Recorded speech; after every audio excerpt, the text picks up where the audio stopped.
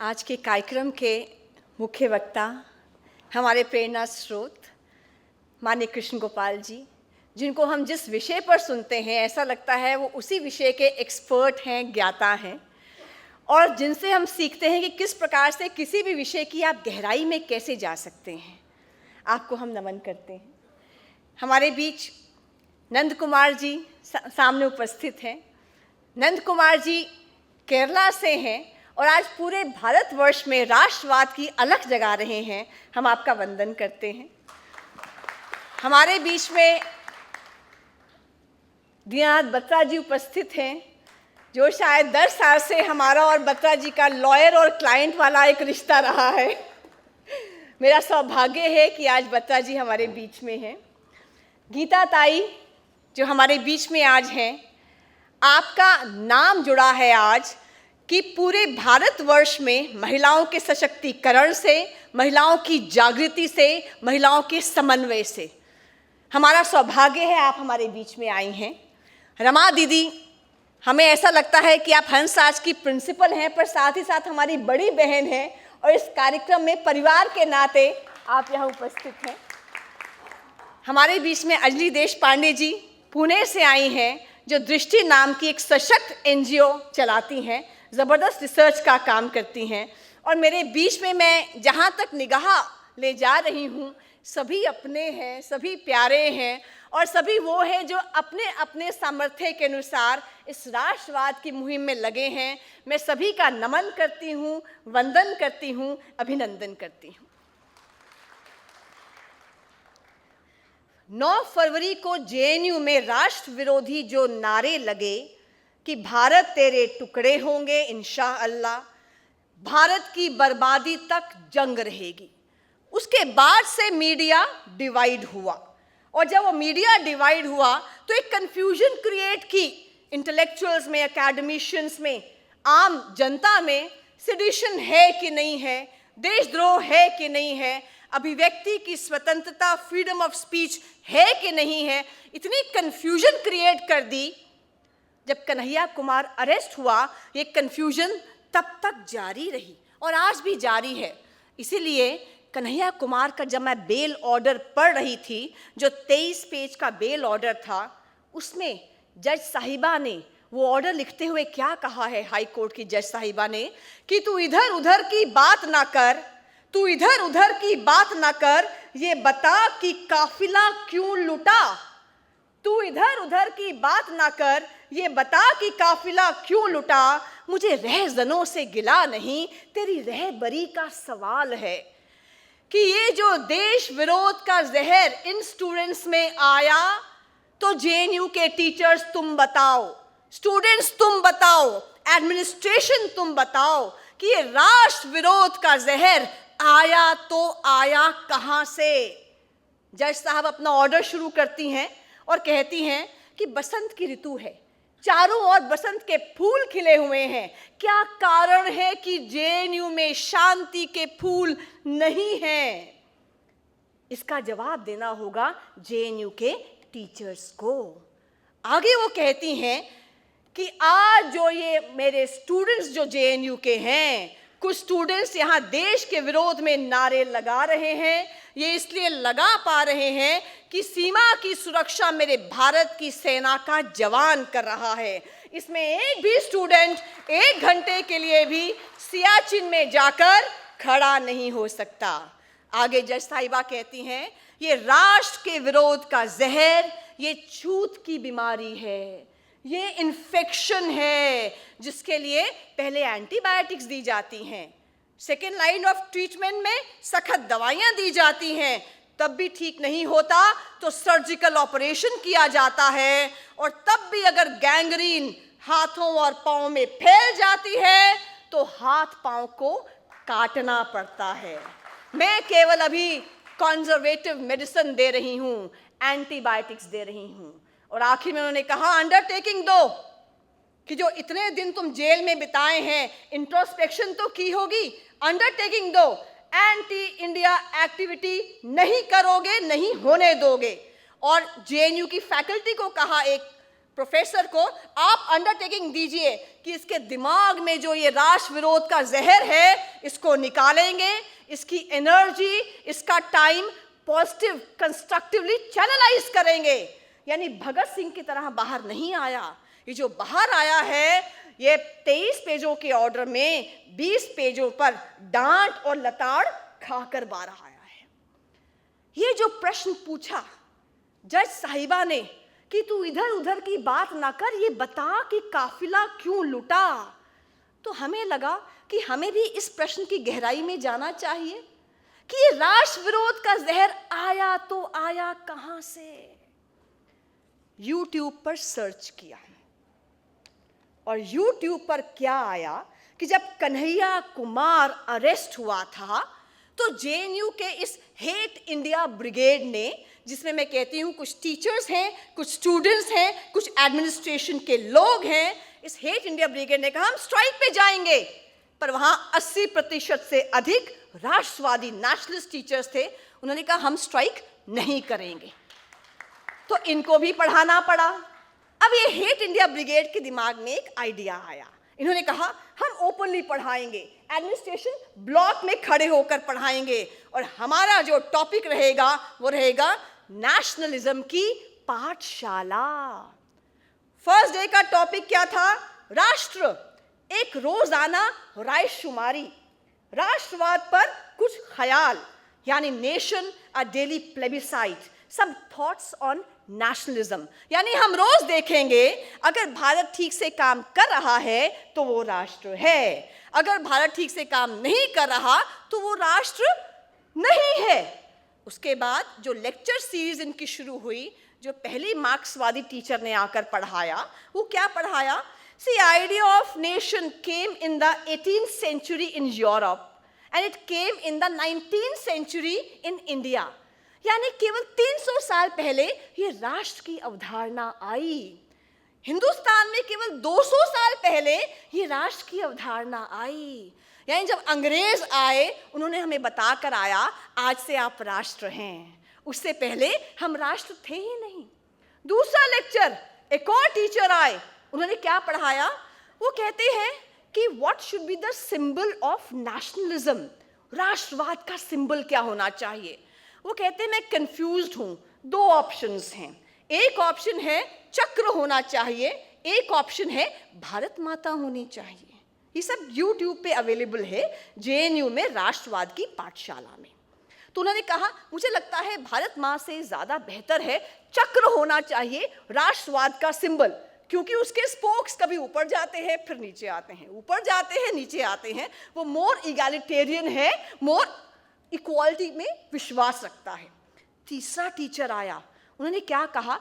उन्होंने कहा जिस प्रकार से USSR ने 16 स्टेट्स को जबरदस्ती अनेक्स किया था, पॉलिटिकल स्टेट्स को, उनको एक नेशन का नाम दिया था, उसी प्रकार से भारतवर्ष ने 1947 में मणिपुर, नागालैंड, कश्मीर, केरला, इन सबको अनेक्स किया और इनको राष्ट्र का नाम दिया।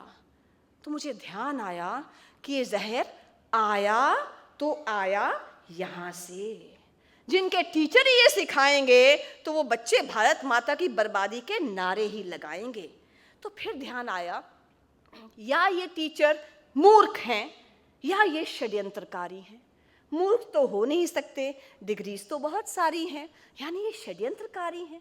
क्या इनको दिखता नहीं है कि 5 से 15 अप्रैल के बीच में, मुझे ध्यान है कई राज्यों में जाना हुआ, हम जिस राज्य में गए वहां ऋतु नववर्ष मना रही थी, उस राज्य के लोग नववर्ष मना रहे थे।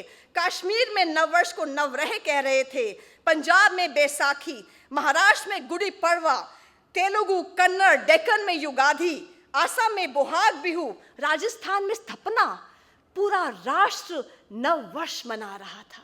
उसके बाद दुर्गा पूजा आई, दुर्गा पूजा में पूरे राष्ट्र ने नवरात्र रखे, दुर्गा माँ की पूजा की।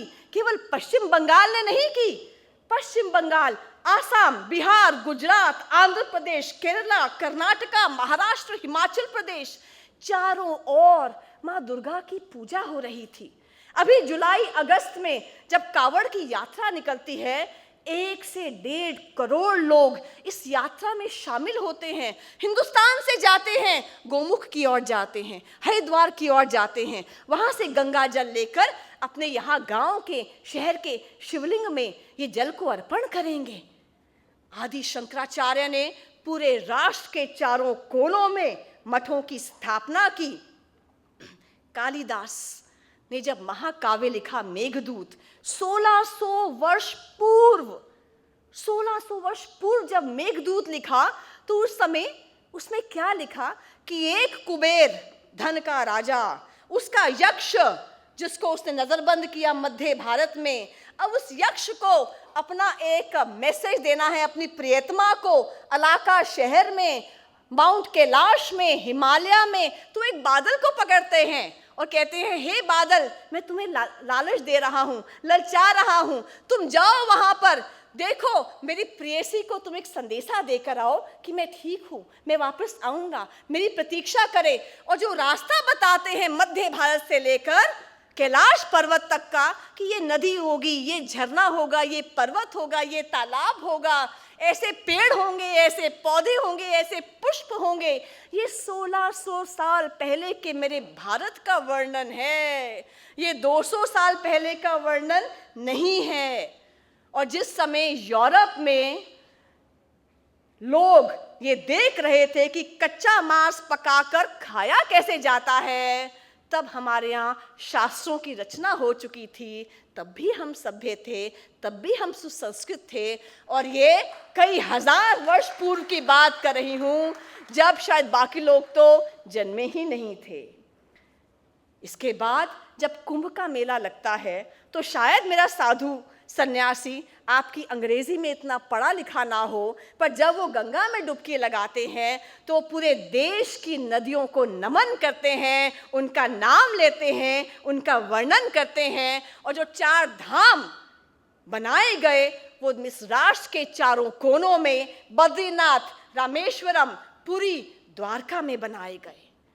कृष्ण भक्ति, आप कहते हैं कि नागालैंड मांगे आज़ादी, अरुणाचल मांगे आज़ादी, मणिपुर मांगे आज़ादी।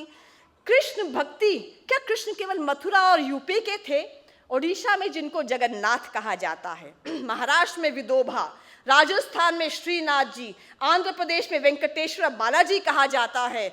इनका जो नृत्य रहता है कृष्ण लीला, वो केरल में कथकली रहता है, उत्तर प्रदेश में रासलीला रहता है, गुजरात में डांडिया रहता है। और संबंध, जैसे माननीय कृष्ण गोपाल जी कहते हैं कि रुक्मणी तो अरुणाचल प्रदेश की थी, तो अरुणाचल के लोग कहते हैं कृष्ण तो हमारे जमाई राजा हुए, हमारे दामाद हुए, तो तुम अरुणाचल को यूपी से अलग कैसे कर सकते हो? उसके बाद नागालैंड में आइए, तो नागालैंड में दीमापुर में भीम की पत्नी हिडंबा पैदा हुई, बेटा घटोत्कच पैदा हुआ। आप घटोत्कच को हिडंबा से अलग नहीं कर सकते, हिडंबा को भीम से अलग नहीं कर सकते, भीम को अर्जुन से अलग नहीं कर सकते, अर्जुन को श्री कृष्ण से अलग नहीं कर सकते। आप नागालैंड को मेरे उत्तर भारत से अलग नहीं कर सकते। जब भारत माँ की तस्वीर आपके सामने आती है तो वो खंड खंड में तस्वीर नहीं है। लाइए एक बार भारत माँ की तस्वीर अपने सामने, ऐसे लगेगा कि तन समर्पित, मन समर्पित और यह जीवन समर्पित। चाहता हूँ देश की धरती तुझे कुछ और भी दूँ। ये क्यों नहीं समझ आता उनको जो कहते हैं कि India was never a nation, या रोज एक राय शुमारी। हम रोज देखेंगे हिंदुस्तान आज राष्ट्र है, हिंदुस्तान आज राष्ट्र नहीं है। ये समझ आ गया था भगत सिंह को, जब भगत सिंह 23 मार्च 1931 को फांसी का फंदा चूमने जा रहे थे। वो याद कर रहे थे महाराष्ट्र के शिवाजी को, वो याद कर रहे थे मध्य प्रदेश की झांसी की रानी को, और वो कह रहे थे मेरा रंग दे बसंती चोला, इस चोले को पहन शिवाजी खेले अपनी जान पे, इसे पहन झांसी की रानी मिट गई अपनी आन पे, आज उसी को पहन के निकला हम मस्तों का टोला। वो पंजाब के लिए शहीद नहीं हो रहे थे, वो इस राष्ट्र के लिए शहीद हो रहे थे। और जब महर्षि अरविंद से पूछा गया कि आपका इस भूमि के साथ संबंध क्या है, उन्होंने कहा ये भूमि मेरी माँ है, मैं भूमि का पुत्र हूँ। उन्होंने कहा हाँ, एक रिलीजन चाहिए, एक लैंग्वेज चाहिए, एक रेस चाहिए, वो हेल्पफुल है, राष्ट्र की अवधारणा के लिए मददगार है, इसेंशियल नहीं है। क्योंकि आप देखिए फ्रांस में तो 3 भाषाएं हैं, स्विट्जरलैंड में तो डिफरेंट रेस है, डिफरेंट लैंग्वेज है, डिफरेंट रिलीजन है, तब भी वो एक राष्ट्र है। अमेरिका में जो प्रेसिडेंट है वो 4 अलग अलग भाषाओं में अपनी प्रेसिडेंशियल स्पीच देता है। ऑस्ट्रिया में कितनी ही रेसेस हैं, तब भी वो एक देश है। पर रोम पूरी कोशिश की उसने डाइवर्सिटी को क्रश करने की, यूनिफॉर्मिटी के नाम पर एक रेस लाया, एक रिलीजन लाया, एक लैंग्वेज लाया, पर एक राष्ट्र के नाते रह नहीं सका, सह नहीं सका, इसलिए समाप्त हो गया। इसलिए आवश्यकता है, महर्षि अरविंद कहते हैं, एक भूभाग, जनसंख्या, सांस्कृतिक एकात्मता, समान इतिहास, समान महापुरुष, समान श्रद्धा केंद्र और फीलिंग ऑफ वननेस। आगे उन्होंने इंडोनेशिया का बहुत ही सुंदर उदाहरण दिया। वो कहते हैं इंडोनेशिया तो इस्लामिक स्टेट है, वहाँ तो बहुसंख्यक जो लोग हैं वो इस्लाम धर्म को पालन करते हैं, लेकिन वहाँ विद्या की देवी सरस्वती को माना जाता है, वहाँ ज्ञान के देवता गणेश को माना जाता है। और जब बच्चा प्राइमरी एजुकेशन के लिए स्कूल में जाता है, उसको सचरित्र रामायण पढ़ाई जाती है और उनसे पूछा गया, आप तो इस्लामिक राष्ट्र हैं, आप तो इस्लाम को मानते हैं, पर क्या कारण है कि आप हिंदू देवी देवताओं की पूजा करते हैं? उनका उत्तर था, we have changed our religion, but we have not changed our culture, our history. हमने केवल धर्म बदला है, ना अपनी संस्कृति बदली है, ना सभ्यता बदली है, ना इतिहास बदला है।